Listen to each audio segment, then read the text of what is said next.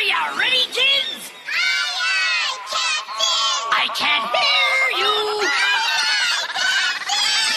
Oh!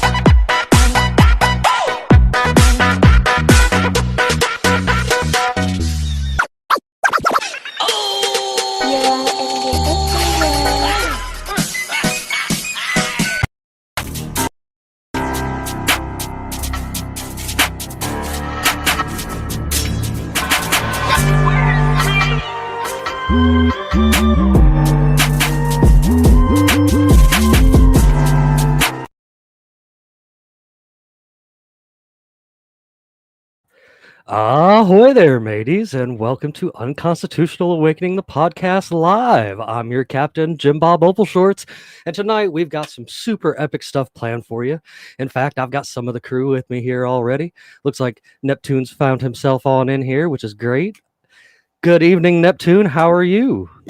Good, man. How are you? I am fantabulous. And, you know, everybody that's out there, man, that's giving us a check out this evening, welcome for the first ever Unconstitutional Awakening live over there on YouTube and over there now on Kick. That's our newest channel that will be able to be found on when we're live. Of course, all of these episodes that are being recorded and they will be re-uploaded to our normal channels over there at Rumble, Odyssey, and BitChute here in the near future. We'll totally be live streaming there as well. And you can also catch us on all of our audio apps as well. And I am just so excited to finally be back with you guys. We took a little bit of a hiatus this summer, but you know, it is what it is. We all got pretty busy lives. You can't help it sometimes. You know what I'm saying? So welcome everyone as you slowly start pouring in here, man. I'm so excited about this. How about you, Neptune? Are you excited to get this thing going, man? Yeah, this is it's definitely different. Normally work off of a prepared speech, but I can fire from the hip. You know, same here. I've got a little bit of stuff that I usually have prepared, but you know, hey, we're just gonna wing it this evening, and I think that's the way we can completely roll with it. So, you guys know, of course, I'm gonna keep going on about some things, but check on over there at unconstitutionalawakening.com. We've got some great things coming here in the near future and such. So, you know, I was sitting here waiting around because I'm pretty sure that Steven, Luis, and Bandit are all joining us too. But you know, they'll be here as they be here, I guess. You know, we'll be here for a little while, entertaining you guys. I know that. You know, the one thing I wanted to apologize for to begin with is such a long hiatus with all silence, but my computer fried again, and thanks to Neptune and Steven, we're back on the road. So, you know, it just seems to be an endless thing with me. It's all right though. So. I do know that that we did lose an episode. This episode is titled episode 184.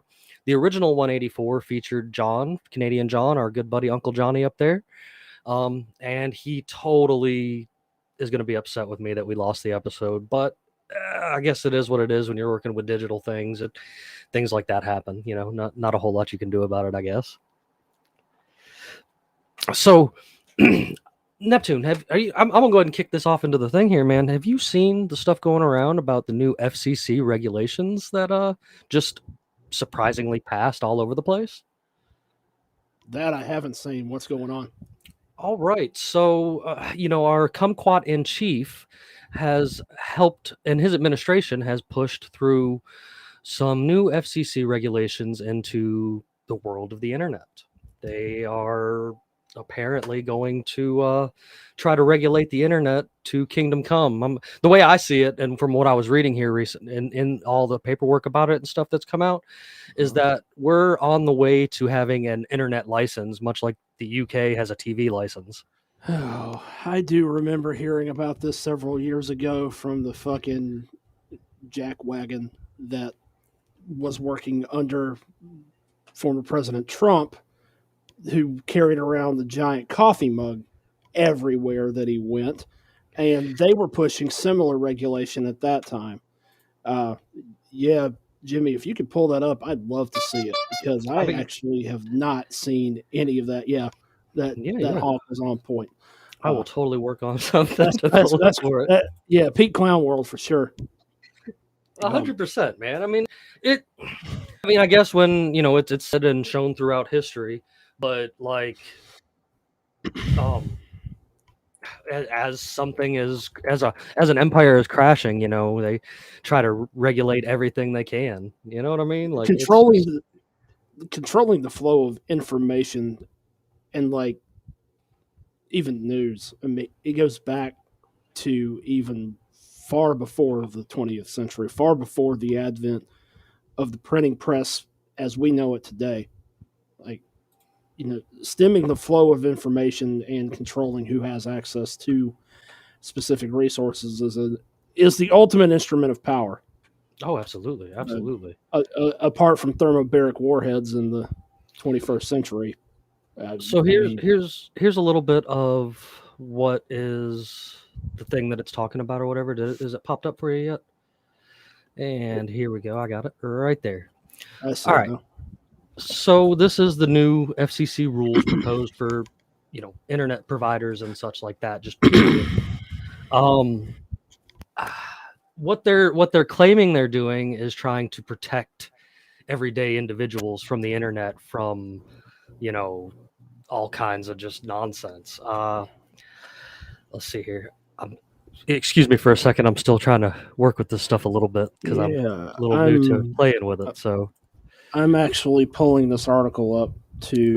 so today on October 19th, the Federal Communications Commissions adopted a new proposed rulemaking about the open internet and net neutrality. And what it turned into today was a lot of like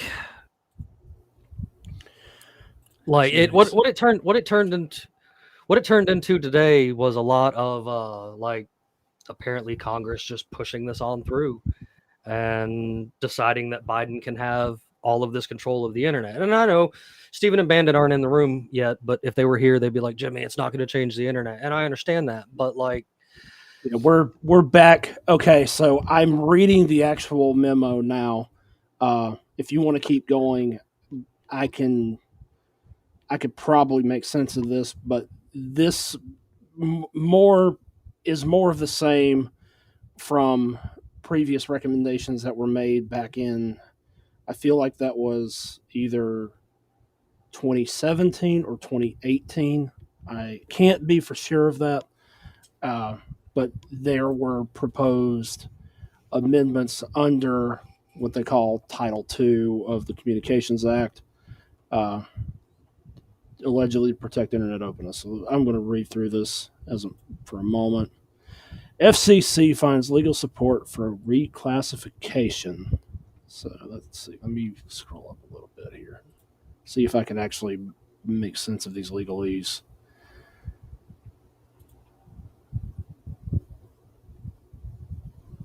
Bandit, I see you've joined us in here this evening. Can you make us a little bit of sound?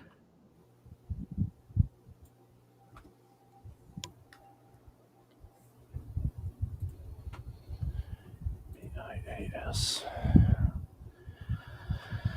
Okay, so let me jump in here. Oh, I heard him.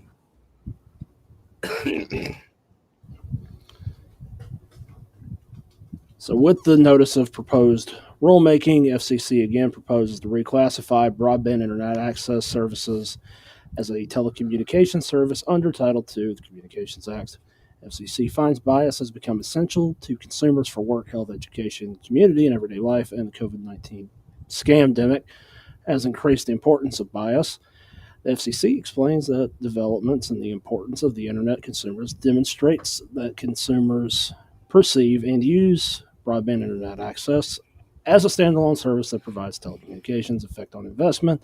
FCC states in the 2018 conclusions that the internet investment is closely tied to the classification of broadband internet access services were unsubstantiated. Previous record demonstrated there were opposing views on the long-term effects of investment directly relating to the Connect America Fund, which is supposed to actually provide internet services to the most isolated households in the country that pretty much always rely on DSL or satellite.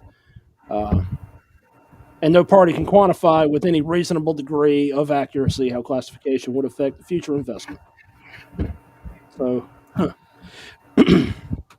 FCC finds the open internet must be protected to ensure consumers can use their broadband internet access services connections in all the lawful ways they see fit, and reclassification as a telecommunications service would allow the FCC to rely on its authority in sections 201 and 202 of the Communications Act to address practices that are unjust, unreasonable, or unreasonably discriminatory. And that to me sounds like that's exactly the point I was looking for. So protecting internet openness while you're trying to Gestapo the internet is mutually exclusive. Right. So yeah, that's exactly what I was looking for in this statement. Okay, so thank you for bringing this to my attention. I've worked in telecommunications for a while, so having worked My- for my several my only internet my only services, thing is that there has never been in all the years of communication, whether it be phone, whether it be internet, even letter writing, that I don't see anywhere else in history where there has been such sweeping regulations put over communication. and it feels like we're dialing back to the days of really the opening days of the internet, back around 1990 when the internet first became publicly available. Back then, it was a smaller framework. It wasn't widely understood. A lot of people still thought you were just going to get pictures of cats and work out, find guys to meet up with to work out at gyms and other things like that. So obviously, the scope of the internet has expanded.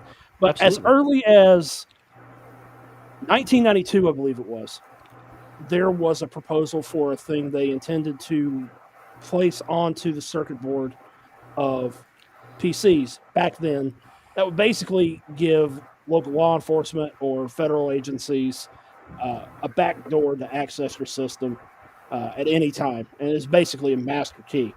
Um, there was a Caltech guy. He basically broke it, and he said, "This is a really bad idea, and this is why." But then he broke the thing, and the thing completely went away. And then let's think back about 10 years ago. This conversation started up again, and I'm thinking immediately of Apple right now because one of the shootings, one of the big shootings out in California, Yeah. the guy had an iPhone. Police couldn't get into it, and they went to Apple asking for a passcode. And it was such that I'm actually going to defend the Apple here for once, that they made the right decision by pushing back that we will not give you a master key in the litigation that followed. They gave them access to the phone, but they would not give them this supposed thing that would give anyone access to a device if law enforcement requests it at any given time. Oh, you mean like Liberty Safes? Yeah, for real. Yeah, seriously. We could definitely make a Hey, comparison. can we just? I want to say one thing with this. Everybody says when everybody says internet, right? They think of this all-encompassing singular item, which it is not. When they say they're going to regulate the internet, that in and of itself is an impossibility. You know what I mean? What they're really getting at, Bandit, in my view, and this is based purely on my own working experience and working with ISPs over the years, that I understand a little bit of what they're doing. They could frame it that they want to regulate the internet, but what they really want to regulate, which is not the internet itself, which is simply But you as an data individual. stream. Yeah, they want to regulate the behaviors of the people who access the internet. And that's Yeah. why I was saying that I feel that it's going en route to like in the UK where you have to have a license to have a Check television. this out. Right.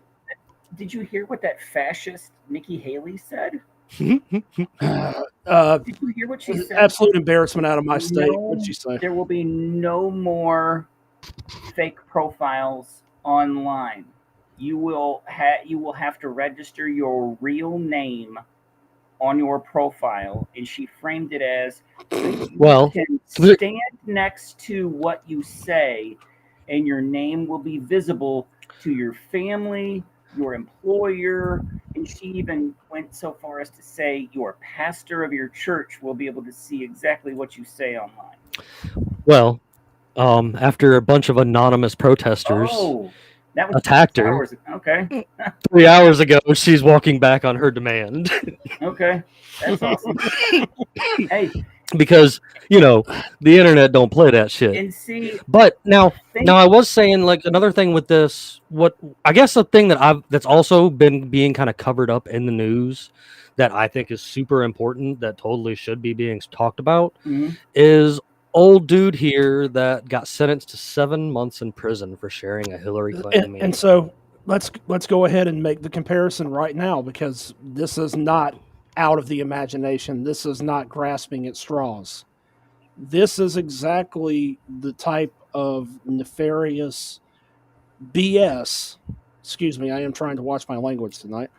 This is the type. Don't delete us, YouTube. This is the type of shenanigans that this proposal would bring, because when you're looking at someone getting sentenced to 7 months in prison over a meme, or someone making a meme that actually prompts the FBI to show up at your doorstep, which actually happened to a guy in a group that I was a member of that is no longer active on Facebook anymore because he made a very objectively funny meme. Was that the Metal Gear Solid soundboard? Oh man, I had to get the soundboard fired back up, and I have got things from everywhere. You guys know me. I gotta keep it good.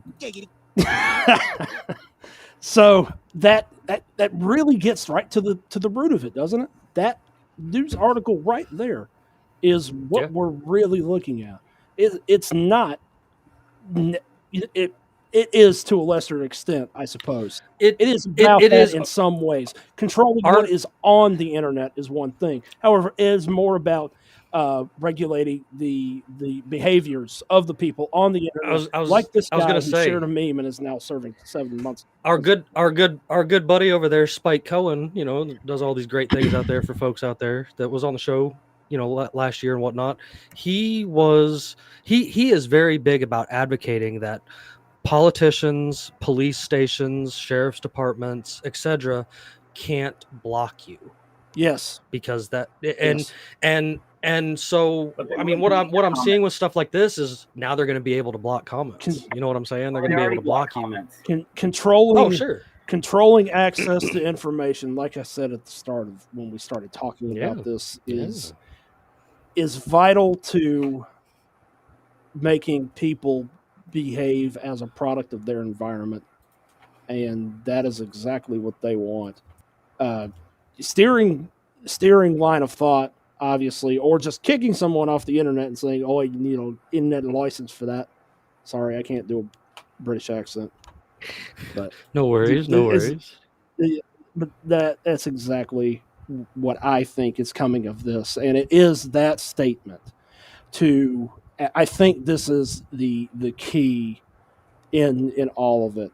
That is where it says allows the FCC to rely on its authority in sections 201 and 202 of the Communications Act of 1934 to address practices that are unjust, unreasonable, or unreasonably discriminatory. Now, again, FCC it's a governing body, but it's a regulatory agency. The FCC has a lot of power. So, who is deciding what is unjust, unreasonable, or unreasonably discriminatory?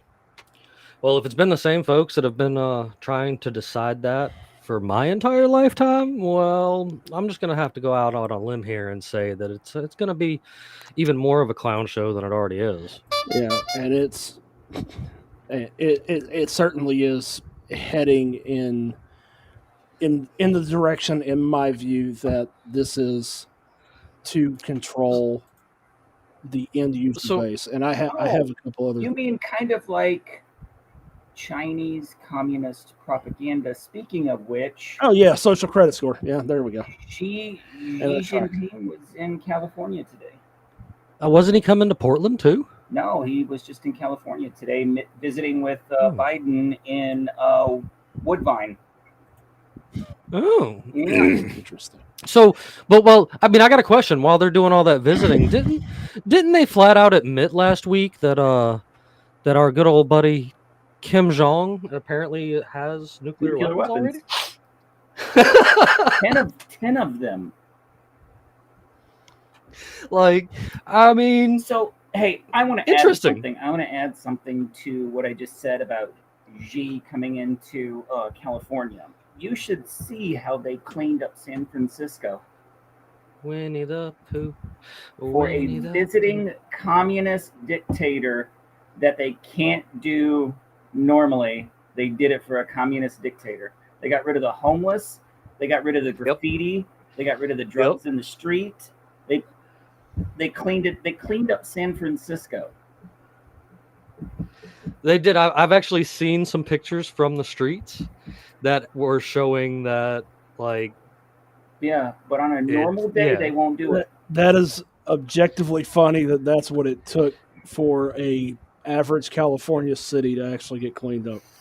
Oh, you Winnie the can Pooh guarantee visiting? there's shit. Is he not? Is he not usually running around Disney World? I'm confused. Oh wait, that's Disneyland, isn't it? As soon as he got on that plane to leave San Francisco, I guarantee there are shit and needles all over the street. Where do you think they put all the homeless people while he was there? They probably think they threw him herded in. them up They and probably pushed just them threw out him of in the town. holding cell. No, I think they just pushed them out of taking town. What's that? Just pushed him out of town. They probably sent them to Portland. Yeah, you know, as somebody who lives way out in the sticks, like, I mean, when I go to work, I'm in a rural town when I'm in work, and it's got over 30,000 people. It's Yeah. a decent sized town, Same but here. like the homeless population in that small rural town has also greatly expanded. It has. You know, and So, I'm curious if it's doing that in other small towns Everywhere. Yeah. This is nationwide. You can't hide from this anymore. so here's the thing. So the Connect America Fund as a program to get more rural communities connected to the internet has been an ongoing effort for the last 24 years, 23 years. What year was Bush elected? 2001? No, 2000. I think 2000. it was 2000. Yeah, I can't even. Yeah, because he was there for a year before 9/11. I think it was he Yeah. was there from 2000 to 2008, and then Obama took over in 2000. before the space lasers took down the Twin Towers. I can't.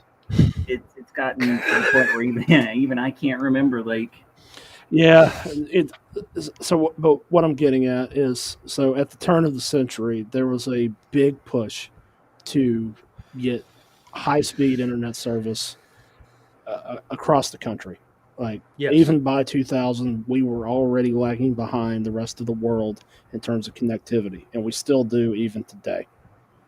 So, I couldn't tell you, because I don't even remember, to be honest, how many internet consumers we have in this country as of right now. but you'll never connect everybody. You won't connect everyone. No, but There are we- hundreds. we have a of county thousands of people that don't want to be connected. they don't want to be connected. we But the- Neptune, me and you have a county in between us. yes, out 16 somewhere. Yep.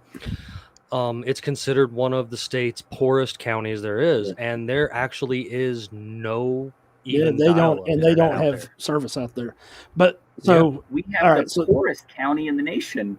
all right, so but You know? let's Poor county. let's Yeah. wind the clock back, because this is why this is important, and this is why it is, I think, now coming to an age where they want to be able to regulate. So they probably didn't foresee that this objective of the Connect America Fund, as it's called, or CAF project funding, was going to create crazy people like me. would lead to where we are right now, which is the divergent split of and division of people that interact through the internet on a daily basis. But the U.S. government has essentially, to competing local exchange carriers, provided money both to CLECs and to the ILEC providers, or incumbent local exchange carrier, person who actually owns the lines and does not lease them to other carriers to provide service in those areas. What would happen is all the provider has to do is submit a request to it was a budget office that was set up specifically to address these. I don't know where they actually go. They request a certain amount allotment of funds, and it comes back as a grant. So that money does not have to be paid back to the U.S. government. It is purely a grant, but a contention of actually putting those services in place is that they actually have to show progress. And for many years, the common challenge, and if anyone happens to see this that has worked in telecommunications, is probably going to agree that it is extremely cost prohibitive to put in new infrastructure. But the ultimate goal of CAF was to get what they call a 5/9 sort of connectivity, have basically 99.999% of households in the U.S. connected. So you still have outliers, you still have people who don't want to be connected, so you'll never connect everyone. But the plan for CAF has always been leading to that. And as connectivity has come up, and I don't think it's a coincidence now, especially with the advent of Starlink trying to take the lead in terms of satellite broadband, trying to close the gap, because there are very poor internet service providers out there. Like you got, and I'm of the opinion. We have one out here in my area that tries to thankfully we have Spectrum, but there's another one in this area called AirFi. There's AirFi. Oh my god.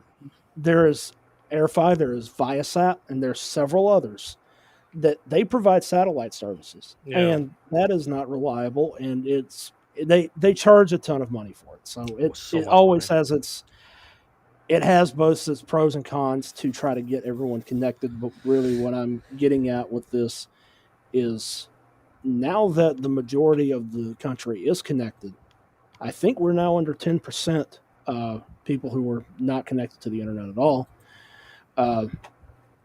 is massive in scope to even consider the logistics of that. So if the FCC were to get disapproval of a reclassification of broadband internet access service, and they do expand, we should expect to see a correspondingly higher number of people working through some contracted government agency, working on behalf of the FCC, working as those official, quote unquote, thought police. Well, I had a long way to go around to get to that, but that's what I was. No. That was the end of that thought. And I'm not even. I get what you're saying there, but I do want to just kind of jump things off kind of crazy here for a moment, just because that's just me and just jump subjects. But are you guys familiar with the band Trapped? They had like one or two. Yeah, they were honestly a one-hit wonder, like straight up. Okay, well, for about 3 years now, the internet has been doing a good job of trolling them, because the one made some pretty diddler type comments back in the day. In fact, the exact comment that set everybody off is the lead singer of Trapped said a 15-year-old female and a 25-year-old male is not the P word, you effing moron. And ever since then, people have been dragging these dudes all over the internet because yes, it is. You know what I'm saying? And so, like, as a couple days ago, earlier this week, this is where it gets good. Some hackers did some good stuff and got into their Facebook page and have now made their Facebook page titled Happy Shopping. And It's only going to be like that for another few days before they Six- get that great 60, get it back. 60 days. It is stuck for 60 days. And I thought it Facebook, was 7 days. it is 60 days if you change your name. Well, And Facebook refuses to do anything for them. And so they've been on there continuing to be like, hey, trolls, you're not going to stop us and our new album. And if you have time to go over to Facebook and flip through their comment section, it's great because everybody is just booing, calling them even diddlers, Facebook hates you, Trap. calling them diddlers, calling them, idiots and stuff like that. And it's one of these great things where it's just been going for so long. And I love the support that's happening to it because again, who are they? Like a one-hit wonder? Like let's be real. Yeah. That I don't really want to talk about the internet too much more, but this is a thought. And Jimmy, Bandit, I know you both have seen this post because I reshare it every year. Some time ago, I think it was the Air Force or a defense contractor, I forget what, but there was an FTP file transfer server that had been connected to with unauthorized access, and they, as it turns out, they had left the password for that default. Is admin. That is the default password for almost any network peripheral you're ever going to find. If it's not admin, it's password. And I made a comment a while ago that if I swear on all that is holy, if you don't change your passwords, I will push Blue Waffle to every client connected to it. Change your passwords, for God's sake. And use two-factor authentication. That's what it's there for. I do the two-factor authentication. Sometimes it's aggravating because like with this computer, when I went to sign everything in new, I have multiple internet browsers on this computer. Yeah, I saw that. And when I'm doing show-related stuff, I tend to use just the Bing or whatever just because it's available. But when I'm doing other stuff, I'm usually on Brave. And even though it's the same computer, I had to get the Google permission login to match up with my phone or whatever before I could even continue to keep logging in to things. Yeah. And Google has made it fairly convenient for me to log into things with my, my professional account that I do all of this stuff with and whatnot. And where everything else, I'll be real. I've used the two same passwords for years, but you would never, ever, ever figure them out because they're just not a thing of my everyday life that you would put two and two together. And well, it's okay though, as long as those passwords are a decent combination of characters, numbers, and letters. And lowercase letters. Yep. The amount of time it would take somebody to brute force those passwords is like hundreds of thousands of years. So much you know what I trust. mean? Yeah. And again, I mean, it's never infallible.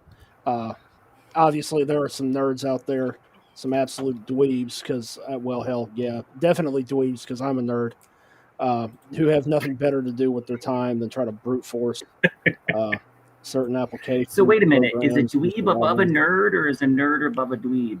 I think a dweeb is below a nerd. Nerds can hate on nerds. Like, I don't know a nerd that isn't like, fucking nerd. Like, come on. Yeah. Yeah. I mean, but we know at least a couple people like that, right? So, I think we all do. Yeah. At least one or two. Everybody knows at least one. But yeah, and it's never infallible. But yeah, I mean, but the real thing is that's just utterly predictable. And like, I don't want to talk too much more about this, but no. If you're if you're on the internet now, I'm going to say this, and then I'm going to close out this thought. If this FCC regulation thing goes through, and we turn into basically a copycat of the UK, where you have to get internet licenses and your internet traffic is basically beholden to the FCC, not unlike, let's say, for example, you go on a website and you accept cookies in your browser. You've already given a website access to your data, and in some cases, your service provider,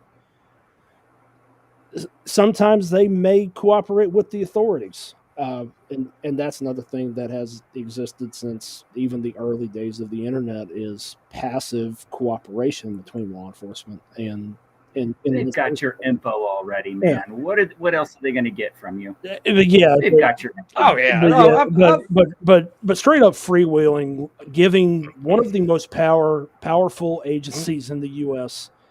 that much leeway to openly decide what you can or can't post. Like, Speaking Yeah. of I recall something in a conversation with you the other day about the ATF.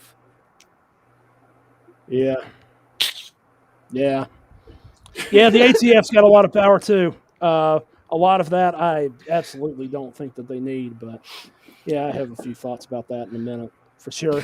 Yeah, there's way too many governing agencies that have way too much power, man. Way too much. It's ridiculous too at this much. point. Like I Yeah. don't.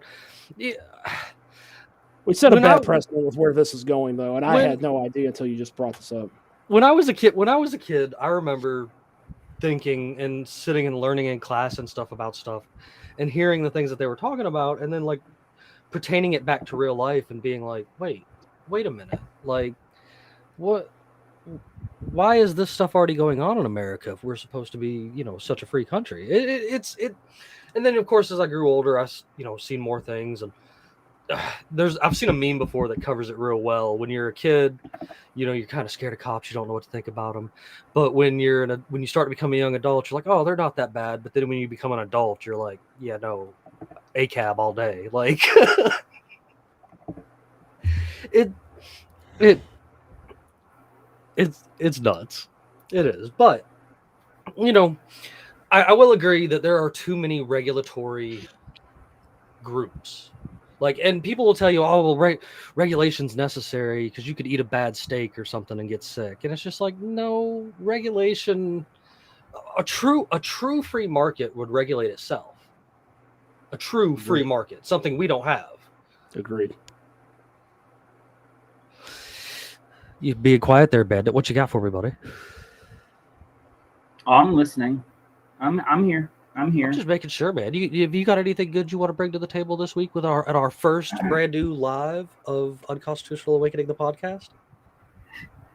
You mentioning that the regulatory committees or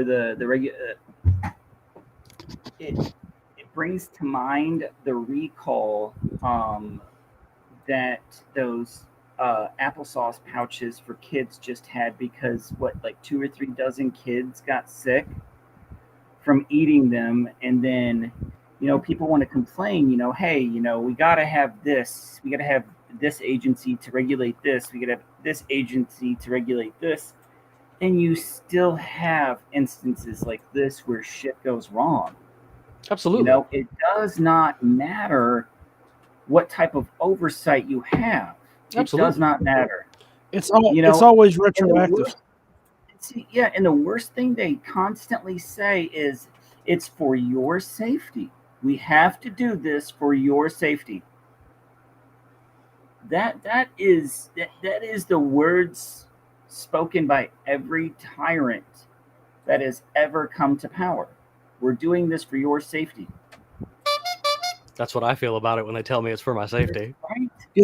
You need to put that Ronald We're Reagan gonna soundbite on your soundboard that says, I'm from the government. We're going to regulate the internet for your safety. Right. No, you're not. You're going to regulate for control.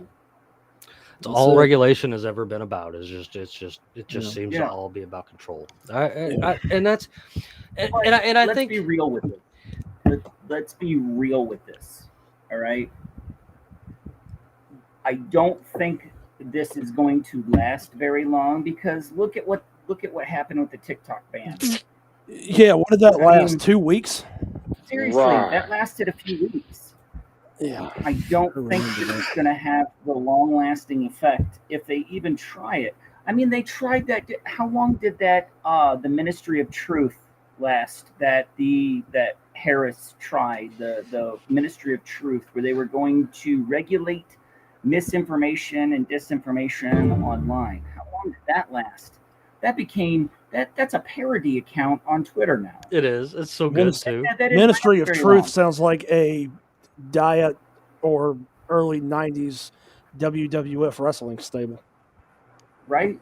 That's not going to last very long. And coupled with the fact that people are people can't even live paycheck to paycheck right now.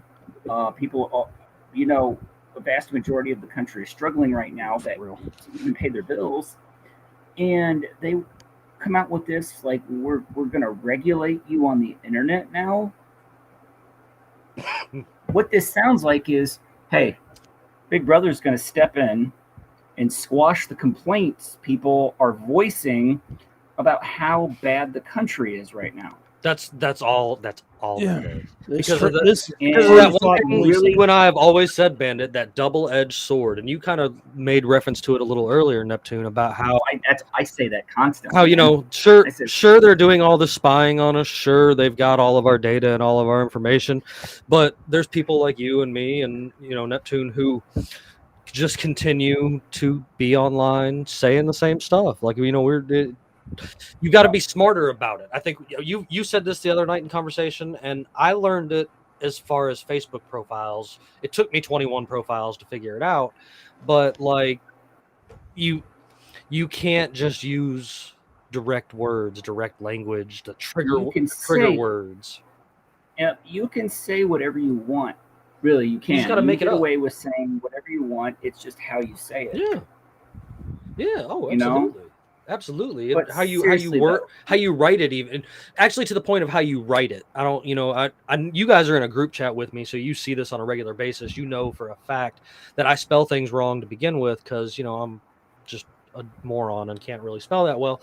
But like, there's also things that I intentionally spell wrong, and I don't know if it's just the rollover of me trying to be funny or if it's just the like what we're saying here, like you got to be able to say things, but you've got to find a way to say them in a way that people are ready to accept them. Like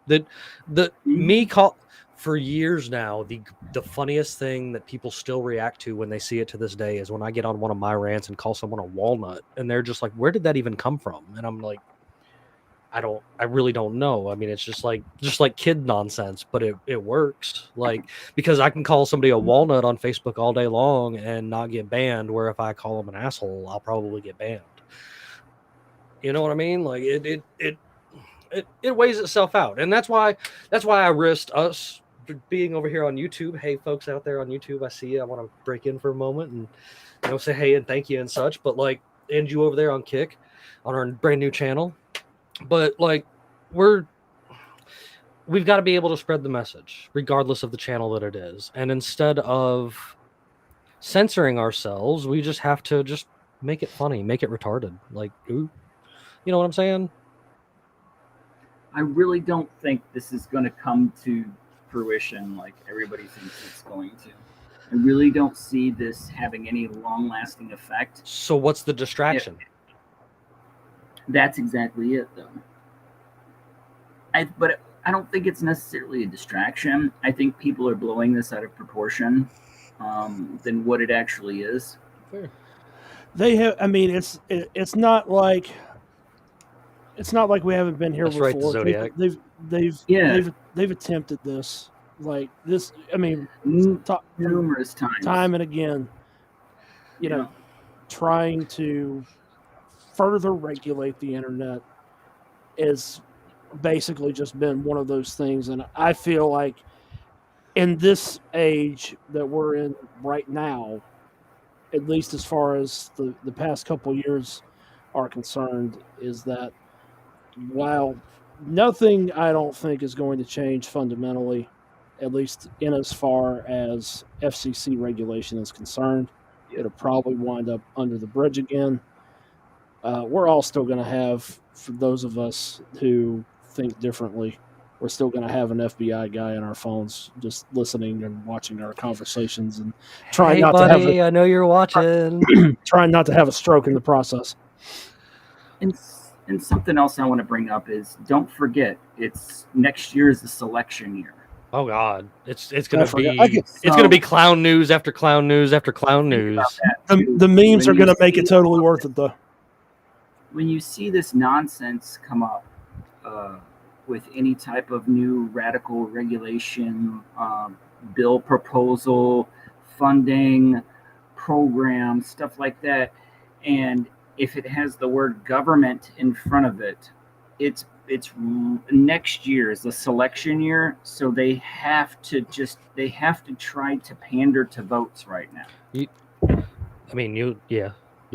They're. I mean, they're. I wouldn't say I votes, actually. because votes don't matter. Votes don't matter. They have to pander to the sheep. I was in a customer's house today, actually, and heard on her television a Biden for president 2024 thing or whatever, and it was a girl talking about how Biden's regulations are making her insulin for her son cheaper and saving their lives while she's feeding him like chicken nuggets and shit, and it's just like, bro, like, first of all, why does your child have that stage of diabetes already? And then second of all, why are you demanding more government regulation within the medical industry? Look at the shit show it already is. I've never understood that. Like, this is one of those things. This is one of those stands I'll take. I have never understood, and I wish Luis was here to defend himself, the constant call for wanting the universal health care. Like, our VA doctors and our regular doctors aren't. I mean, the medical industry is the third leading killer in the world, like in the United States. I thought it was number one. I thought medical malpractice was one of. It's in the top three, because number one, I think, still totally is cardiac arrest.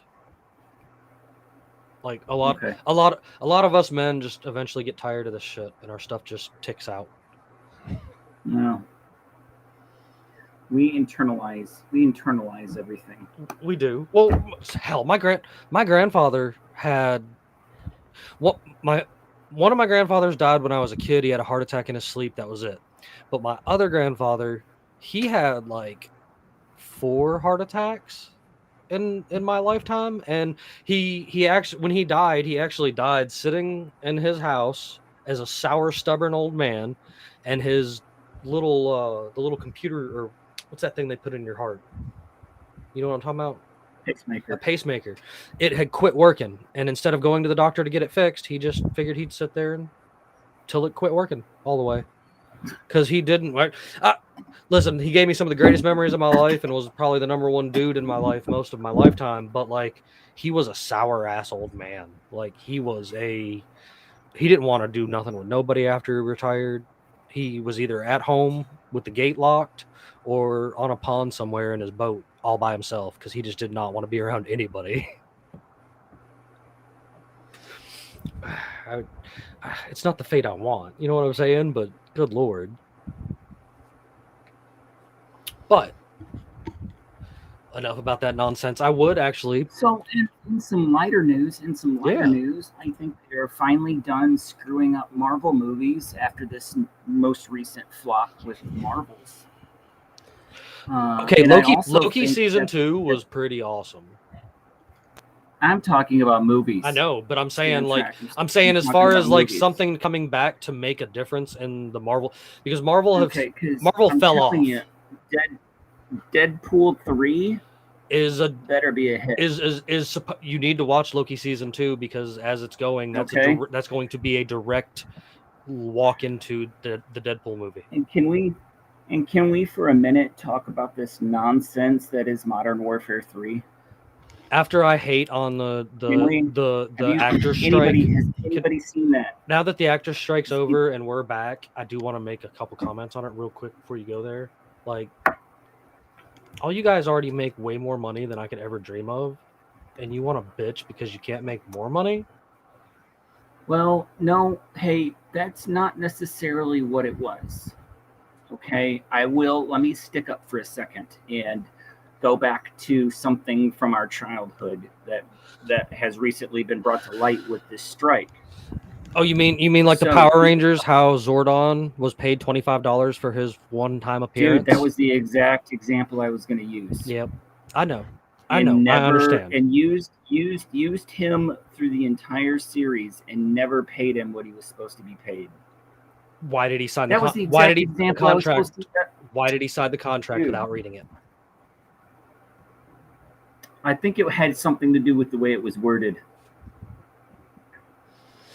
Because that is some shady stuff, man. It is, but it's Hollywood. Do you expect anything less? No, not really. Not really. Like I guess I Well, feel for hey, people like it that. goes hand in hand. It goes hand in hand with the video game world now. Look what they did with Modern Warfare 3. Oh my god! $70 for that game. And it's not even a full game. The campaign can be played through in 3 hours. Really? And all of the multiplayer, all of the online maps for that game are just rehash of Warzone maps. How about new? It could have been a DLC, It really, but $70. it really could have $70. been a. It really could have been a DLC, and Oh. so like, I don't hate the gameplay in and of itself. The gameplay itself, to me, is fine. It plays like any other Call of Duty. Now, Did you play it? Did you buy it? I had bought it because I had enjoyed it, but I did not realize until I actually Oh. played the story how bad it actually was. 3 hours, man. So, okay, so I have a few thoughts about that. I did not finish the campaign in 3 hours for two reasons. One, I wasn't interested in the speed run. Let me move forward. I think the TV is right behind me. It keeps screwing with the video. So, two things. So, one, yes, you could speed run it in 3 hours, but I don't think it's entirely true. And let me explain why. There's a lot of things that Sledgehammer did right, but there were also a lot of things that Sledgehammer did wrong. At least as far as the story goes. I'll get to the multiplayer and MWZ in a moment. As far as the story itself goes, the plot points themselves are okay, but it was told in a very disorganized manner, almost to the point that it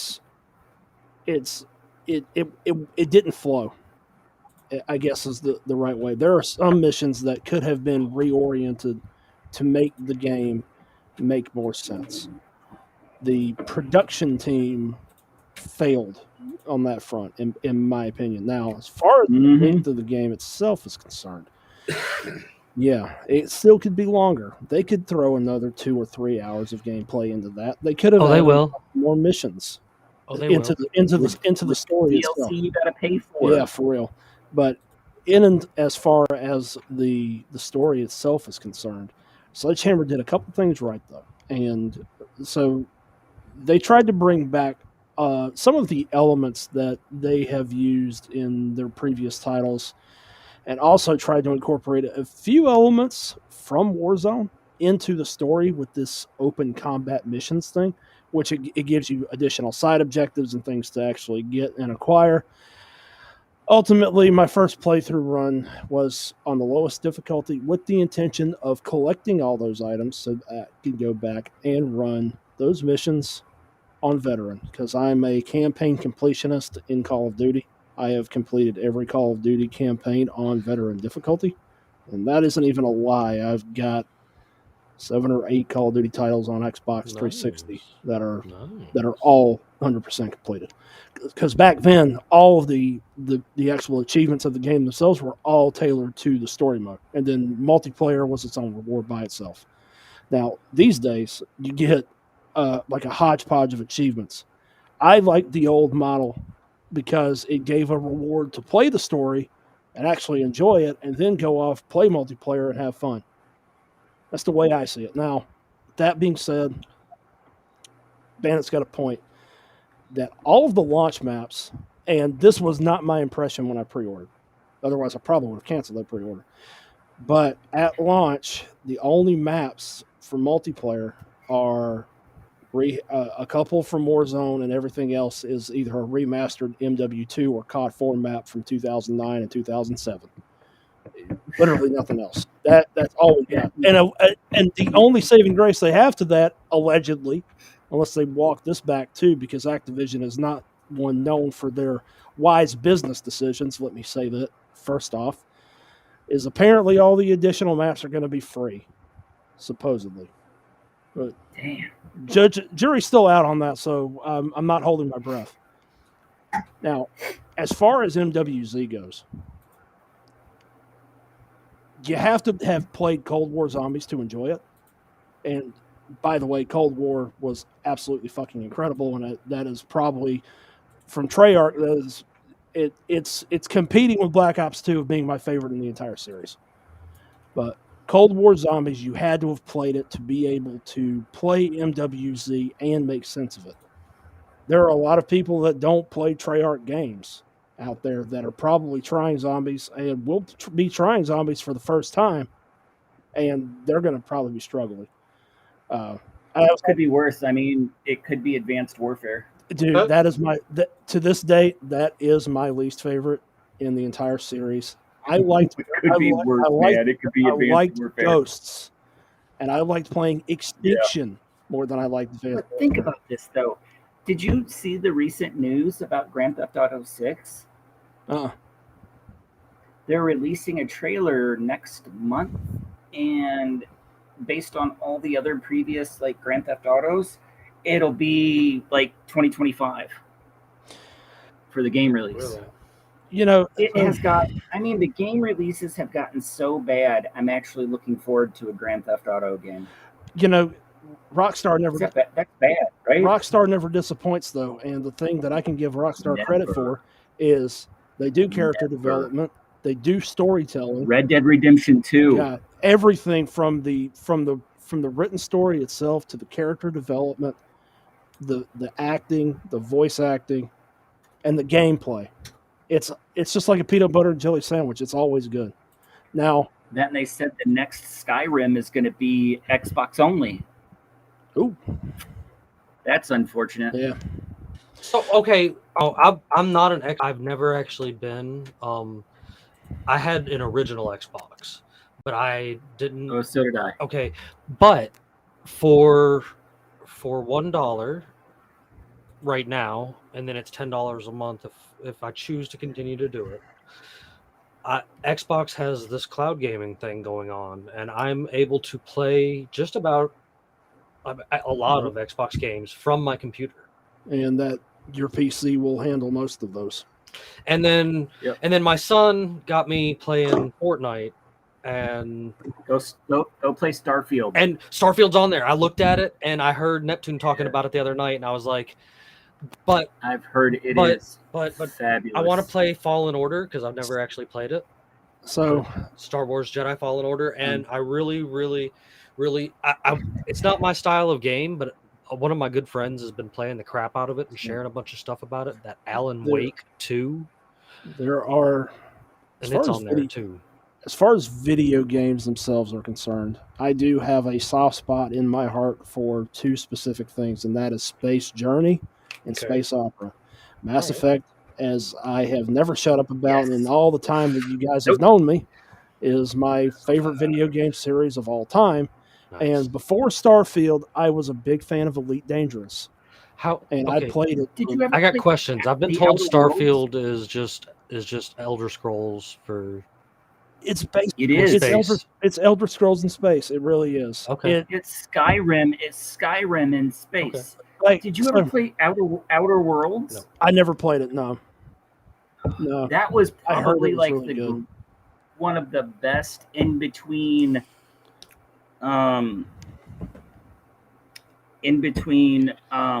Mass Effect and Starfield, because you can't really count No Man's Sky. Yeah, No Man's Sky. That still to this day, Well, that really hurt my feelings. I really liked that is a the game that I'm like glad the I could part. not purchase. I really like the part in Sonic the Hedgehog 2 when you have to go to the space death egg and fight and fight Dr. Eggman up there in space. He's, Somebody just Zodiac, had to I bring up absolutely Halo. love all the Halo games. I haven't been on Xbox for a number of years, but I'm Yeah. hoping to actually get back over there and actually give it a try Those because as long as the those Halo multiplayer holds games, up, those Halo games are available on that Xbox Pass too. Like Yeah. I'm Yeah. gonna check it out. If it becomes worth my $10 a month, I might keep it. So- If not, like I'll just do. I have never played a Halo game only because I've always been. I remember was Halo 2. so always a hardcore, dedicated PlayStation Yeah. like so mindset. I was never a good been, shooter game. I've never been partial either way. So I've had an Xbox and an Xbox One. I just had the first Xbox. I've had PlayStation, of course. I've had all the PlayStations except the but 5. When for many years, the biggest thing that I like to play, and this is even before I really got big into Call of Duty back around 2007, Modern Warfare COD 4. I was big on Gears of War for a number of years, and that was really where my heart really was. And it's just I loved everything about Gears of War, and then I started playing Halo around 2007. I never had the OG Xbox. I had a 360, then I had an Xbox One. So I never got to play the first two until the Master Chief Collection, and I absolutely loved them. But then, Gears of War, Halo, Mass Effect, three of the biggest hitters on the Xbox side for a very long time, and I have to say I'm very excited about the forthcoming release of the new Mass Effect, which hopefully will make Andromeda just quietly vanish into the nether. I'm sorry, what? Andromeda, Mass Effect Andromeda. No. Before you mentioned Andromeda. There's a new one that's in development. Oh, so to be out in 5 years? Did you hear they're finally bringing a GTA 6 to us? Like officially? Yes. After milking it for 3 platforms. So next month is the trailer. Here's my hope both for GTA and for Mass Effect, because it would be a great year for gamers in 24 if we got one, maybe both. I'm being optimistic here. I don't count on that, but it's been, as of this year, it will be 10 years since Grand Theft Auto 5. And then GTA 5 got 3 upscaled renditions since then and a re-release, a whole thing. Yeah. And then obviously now with the GTA collection having come out recently, and San Andreas got remastered, and then a few others. I know when this new one's supposed to be set in Miami, right? Yes, and I think the only game that paralleled Grand Theft Auto 5 through 3 game systems was The Last of Us. Yeah. Huh? Yeah. That's man. that's real. And let me tell you, that is a game right there, man. Yeah. But Mass Effect is getting a new one too, and it's supposedly already been in development since they rehired Casey Hudson as his name. He was the guy behind the first 3. They brought him back in to actually oversee production. So supposedly things are on the right track because Andromeda flopped. Hopefully it'll make me forget about Andromeda. Same. Very much so. I was not a fan of Andromeda. I played about 4 hours of it, and I was like, I played it all the way through. Did you? I was bored. I was bored. I salute you for your commitment. I did. Let's see. I'm trying to think of games that I know that I've did to 100% completion. I know it was all 3 of the Arkham games, and the 4th one, the Arkham Origins, and then I did full completion on the Spider-Man game. There is a game that I still play to this day that I was playing before I jumped on here with you guys tonight, and we'll be jumping back on here in a little bit when we wrap up. Yeah. Is Borderlands 2. Okay. That is a game I have been playing for over 10 years. Yeah. And there is, I swear to God, there is no way to 100% completion that game. I have not met one What's- person that has 100% completion, and I've got over 1,000 hours into that game. On what game? Borderlands 2. Oh God, that game is a nightmare. I love Can't. I- No, I love it. I wouldn't. I wouldn't be able to do 100% completion. Yeah, it's definitely it's a replayable game, very much so, but it's an acquired taste, that's for sure. And it's completely unhinged. So that's one of the other Mhm. reasons I love it so much. I'm I could do better gaming, I guess, than I do. I was never really any good at racing games. I did play like Kingdom Hearts, Final Fantasy VII, back in the day, stuff like that. Dude, all the Final Fantasy Marios, that was my thing back then. The Sonics and stuff like that. Like, there's actually 2 emulators I'm looking for the boy because I actually can't find the game, which is the Sonic Heroes and the Shadow of the Hedgehog games from PlayStation 2.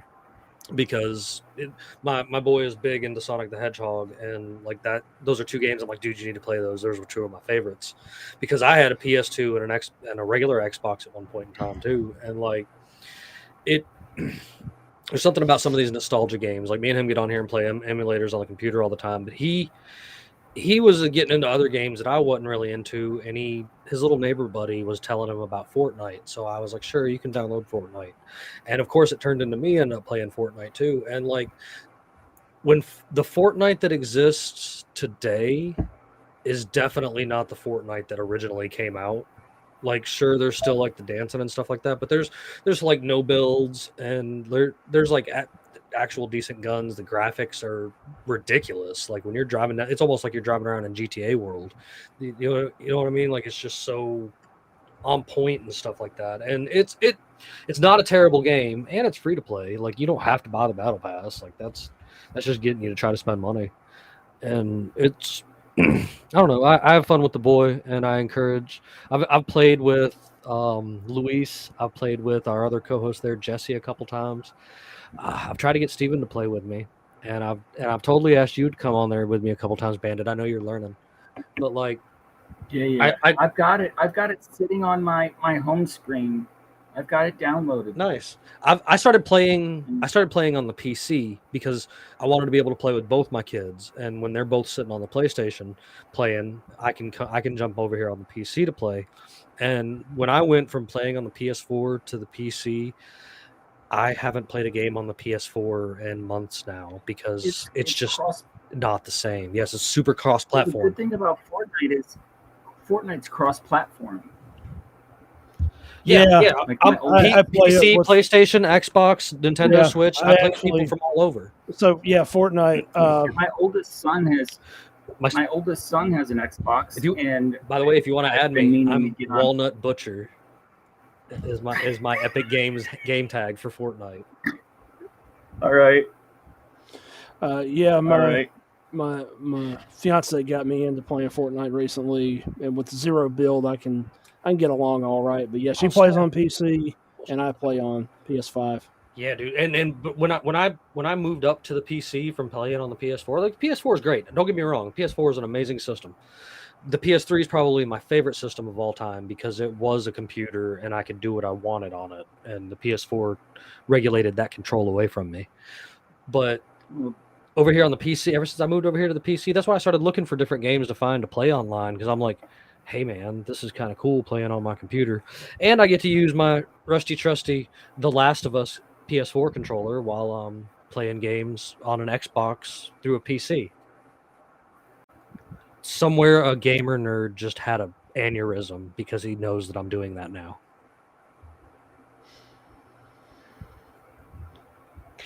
I mean, right? Totally worth it. Totally worth it.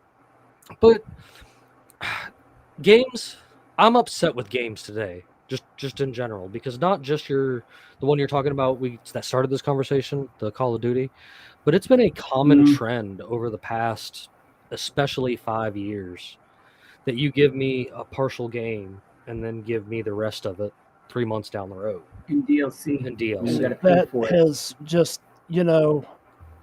I don't want to blame Elder Scrolls. Microtransactions. I don't want to. Microtransactions. I don't want to throw poor Elder Scrolls under the bus. I don't want to throw Bethesda under the bus, but I have to.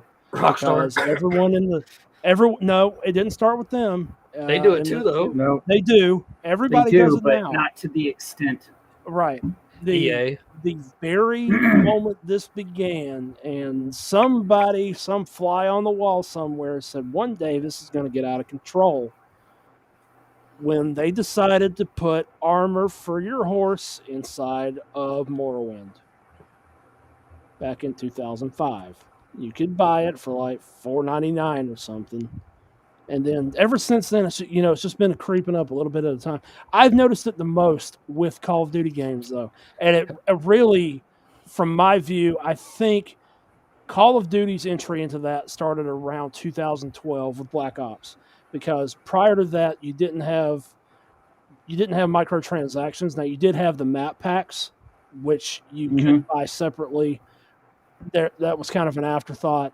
But then came the little accessory items. Buy these camos, buy these call signs, and then in ghosts and Buy these weapon skins. buy weapon skins, buy outfits for your loadouts for your operators. And every game's got their own flavor of it now. And now Fortnite is free to play, and they've made billions. Yep. They are still the most bankable and most profitable video game in the world. Tim Sweeney is going to be sitting on an island in 20 years, sipping $25 Mai Tais, laughing, looking back on his success at Epic Games. It is that absurd how Fortnite has just exploded in the last 7-8 years. So microtransactions. And I mean, it's not a terrible game. I have a good time with the boy. My work partner plays it, so I end up playing with him a lot too. It's different. There's a few differences in it, but it's totally cool that I get to run around and be Spider-Man, because I totally spent the $3 online to buy a Spider-Man costume, and I get to run around Fortnite dressed like Spider-Man shooting people. That's funny. That is objectively funny. That is objectively funny. Like, and I the cool thing is that if you do it right and you're not okay, I have two older kids that play the game, of course. One's 10, one's 8. The 8-year-old knows not to spend his V-Bucks that he earns from the battle pass that I bought him one time for the $8, because you earn enough V-Bucks to continue to buy that battle pass every single time, as long as you don't spend them. Where the oldest child decided to blow all of them on more emotes and skins and stuff like that, and so now she has no coins and she has no battle pass. She's mad, and I'm just like, no. It's just a parenting thing, I guess. Off subject. It's just funny to see how a lot of these different things work. Like, there's a game that hasn't changed for years, and you guys are definitely gonna laugh at me. You probably haven't even ever heard of it. It was sorry, it was called Goat Simulator, and it's still $1.99 to this day. I remember that game. You can still buy it. Yep. And there's I even have Spider-Man skins in it now. I have a friend. He is absolutely in love with Euro Truck Simulator, like to a disturbing degree. He's big into. I downloaded Farming Simulator for free on PlayStation. Nice. Yeah. I don't know why. I think I thought I would have had enough of that growing up in the cornfields in northern Illinois. Yeah. I thought I'd had enough of that, but obviously not. But I decided to put that all to rest. I mean, it took me all of about 5 minutes because microtransactions. You have to buy everything. You get the game for free, but you have to buy everything. So I deleted it and decided to go back and play Skyrim some more. I own Red Dead Redemption 2 and have yet to play it. I think when you play that game all the way through and like fully explore everything that game has to offer, that will make you judge other games so much more harshly because of the level of detail and story that they put into that game is just I'm looking mind-blowing. forward to going and finding the feminist protester and dragging her by horseback to a And throwing her to a and throwing her crocodile, to a crocodile. I intend on doing like that. Joe Rogan said. Like yes, just Didn't like Joe Rogan said that? he said Yeah. that somebody did that and they got a bunch of flack. So give me all the flack you want. I'm doing it. That was the level of detail that they put into that game. It really is. It is absolutely. You will judge games after that. Good. You really will, harshly. All right. I mean, I remember the first Red Dead. I played that through and through. Zombies, everything. Like that game was awesome. But no, seriously though. After I completed that game for the first time, like I've completed that game a few times. After the first time, I was just so like, well, there's nothing else that the video game world can offer me that will compare to that on any level whatsoever. Nice. Well, hey, since we're talking a little bit of pop culture tonight, we've been talking about some video games. You know, and we got a little bit into the like actors and stuff like that. There's, TV and movies have been kind of crummy for the past a while because all they want to do is remakes. But there is some good stuff hitting the market that even me, who doesn't really watch TV, is actually taking the time to sit down and watch. Of course, new season of Rick and Morty. I'm digging the replacements because they sound just like them, so no worries there. The Loki season 2, I totally recommend. Like, it's one of the better Marvel things that have actually come out recently. It's actually kind of captivating. I'm excited because Invincible is returned for a season 2. I don't know if you're familiar with Invincible, but it's over there on Amazon Prime. I totally recommend it. It is an extremely violent comic book, and it's an animated show, so it's just as violent as it could possibly be. Definitely worth a watch. And I mean, other than that, I've watched a couple good previews, so I'm in hopes for some upcoming movies. The new Ghostbusters trailer just dropped, and that looks promising. It even has all the old guys back in it too, as well. Believe it or not, Chris Pratt is going to be Garfield, and that actually sounds promising too. The little preview I seen from that was absolutely adorable. And I mean, I have hope that maybe now that they've settled their writer's strike, we can get some good something. I'm so tired of remakes and nonsense, and I know you agree with me, Bandit. Like, I know you can't stand remakes either. If you're going to remake something, you need to remake something that failed initially, right? Like, that's my thoughts on it. Like, I have passed over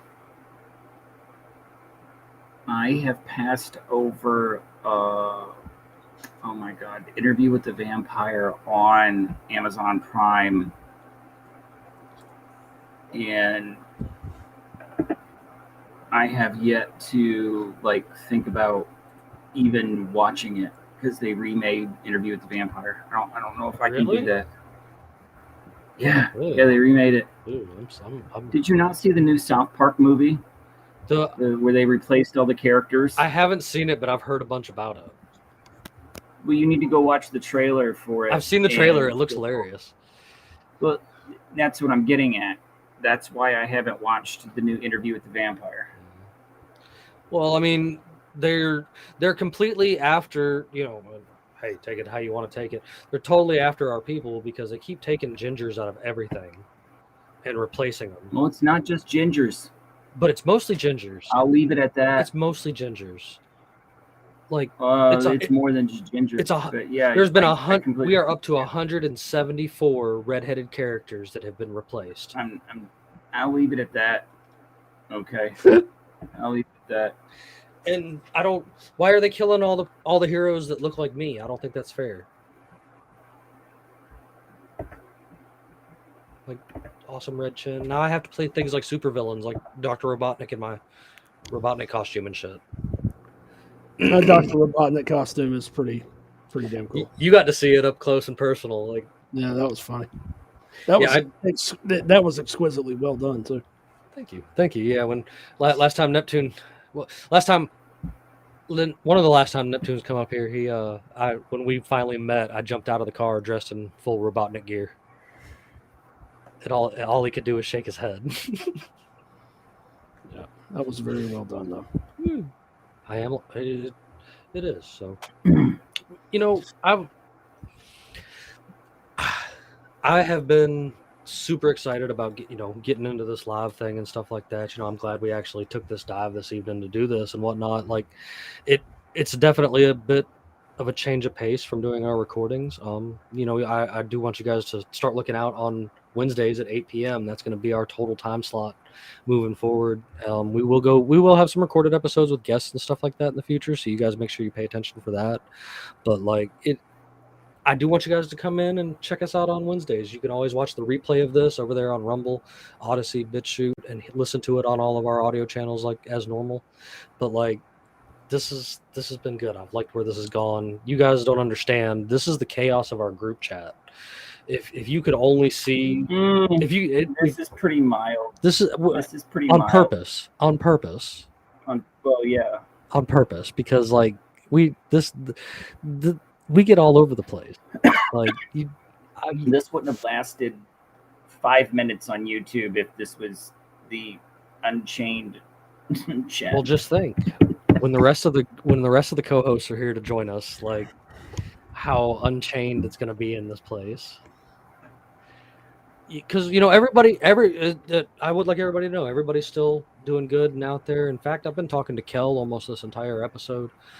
He's been tuning in on the side over here and messaging me about what's going on. Kel's doing good. I'm gonna do an actual recorded episode with him and let him come on and tell everybody what's been going on with him, because good Lord, this man has been shot 3 times in the past year, and that's just the peak of the iceberg of the crap that he's sitting here telling me. And so good vibes towards Kel out there, man. He said he's doing good and things are coming together. He's looking to head towards mine and Neptune's way, so it who knows. And Steven's been great. Luis would have totally been here with us this evening, but Mr. Fancy Pants is out there probably at one of his cool parties that he sends his pictures to. I love you, Luis. He had a photo shoot tonight. I mean, yeah. Look, did you see the video of the place he was sharing with us last night? If there's got to be a choice, I mean, he made the right choice. That's true. It's probably safer to go hang out with the photo people than it is us. And our newest addition, Jesse, that you guys met a little while ago, I was talking to him today too. He's totally on board for our Wednesdays. And Ox as well. He's going to try to work some stuff in where he can join us as well. Ox has been up to some great things too, man. You guys should totally catch up on that. I can't wait to share. I want him to share it. So I've got more things planned and stuff for these lives. This was kind of us dipping our feet in the water this first time, just to see how it was going to go, see what kind of reactions we got.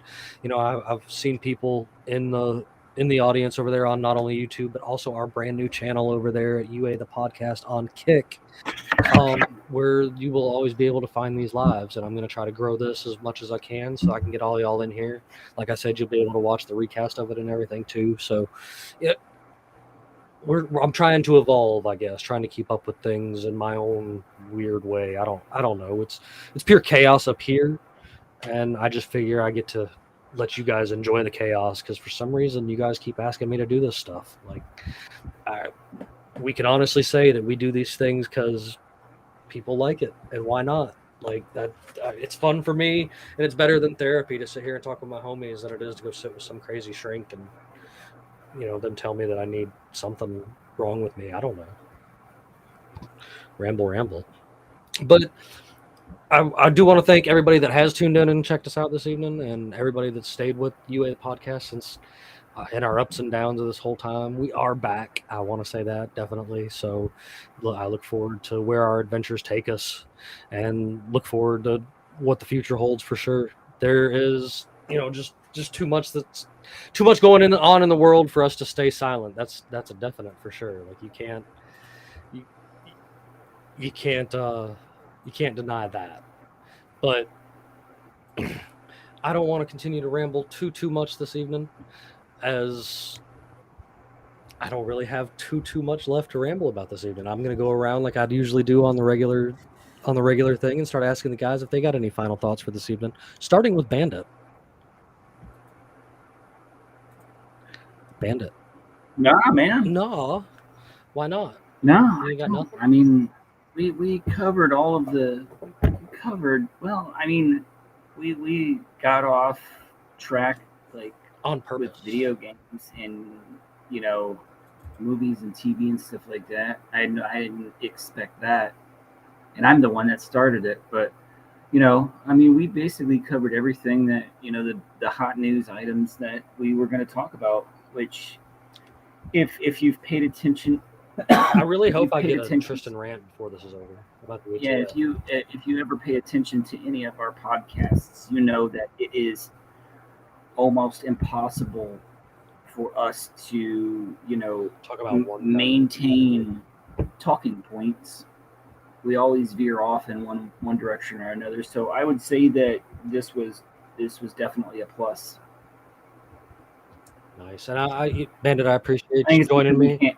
can't. Yeah. And not only do I appreciate you joining me, but we've talked about this before in the past, and I know I just kind of said, "Hey, we're gonna do this next week," but I appreciate you sticking with me like you always do with it, man. Like you original crew here tonight. I can definitely say, minus Ox, original crew here tonight, like where this stuff started and where it's gonna keep going. So, yep. Neptune, you got anything for me? Please tell me you got something to say about the ATF before we get out of here tonight. I do want to hold that thought until we're until our next one. Fair. Mainly because that one's going to go for a while. But I will say this much of the ATF is that the Bureau of Alcohol, Tobacco, and Firearms should be a convenience store and not a government agency. But yeah, we'll be sharing some thoughts about the injunction next time around. That's probably going to take up probably a good 20, 30 minutes. So I don't want to start on a whole separate rant on that because I will not shut up. Oh, absolutely, absolutely. I like I said, That's okay. I was playing with some stuff, and I figured this first one we'd run about an hour and a half. Our shows This is a usually good time. run in this area to 2 hours as it is anyway. Maybe with a few more heads in here, it might roll a little longer. Who knows what we have? Like I said, who knows what we have in store for the future of things? Like I did make a mention earlier that I will be re-uploading this podcast on all of our normal stations. So if you're tuning in on Rumble, BitChute, or Odyssey, or any of the audio stations, you will be able to find everything that you need for it on everyone's favorite website online. You guys know where I'm going with this. The home for all our crazy nonsense and everything that deals with it. Unconstitutionalawakening.com, man. Everything's still good with the website. I've been talking to Neptune, and we're going to be making some updates and some cool changes to it real soon. So y'all make sure y'all stay in on there. Jesse's still writing. He said he's going to put us up a new article here real soon. Maybe I'll get us a new article up here real soon too, since I've been kind of quiet. There's definitely all kinds of good stuff there in the and where the podcast and more section is and stuff like that. Like it's make sure you guys check out everything. You can find things where we're on at other places. In fact, those of you that are watching tonight, you can catch us live tomorrow night as a guest over there with Nate on the Reality Czars. That's going to be going on tomorrow night. I'm looking forward to that. That'll be a fun time. I ain't talked to Nate in a while. And as usual, there's all kinds of good things there, and there's always all kinds of good ways to get a hold of us. You guys can totally get a hold of us, not only at the website, but on Facebook at Captain Conspiracy and the Freedom Pirates, as well as at Defeat the Media on Facebook. Also, you can find us over there on TikTok at tiktok.com or / or whatever, UA the podcast, or Jimbob Oval Shorts 101. It's real easy to find us over there.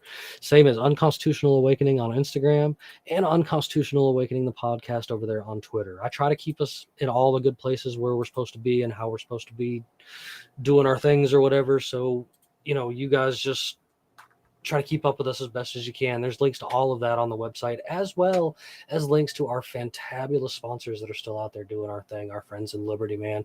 You guys don't forget to find their links at the bottom of the website. Everything from soaps to homeschool stuff, man. We've got it all. And I know in the past I've left you guys with jokes and stuff for the evening. And I was thinking about it, and I still totally want to leave you guys with a joke, but I actually have a final thought on the evening. And it's a conspiracy related thought, and I want everybody that's out there listening, watching, checking this out for the first time. Dog food is 100% a conspiracy. Hear me out. dog food was created to dumb down dogs, just like boxed food was created to dumb down humans. Like our grandparents' dogs lived almost forever, and all they ever ate was what they caught in the yard and table scraps. And then somebody one day was like, "Hey, we can feed dogs corn grain." And I'm telling you, there's a conspiracy with dog food. Whether you want to believe it or not, you should totally look into it. I know it sounds crazy, but of course, like I said, I do want to leave you guys with a joke too, because, you know, why not? So, why do walruses love a Tupperware party? They're always on the lookout for a tight seal. Good night, everyone.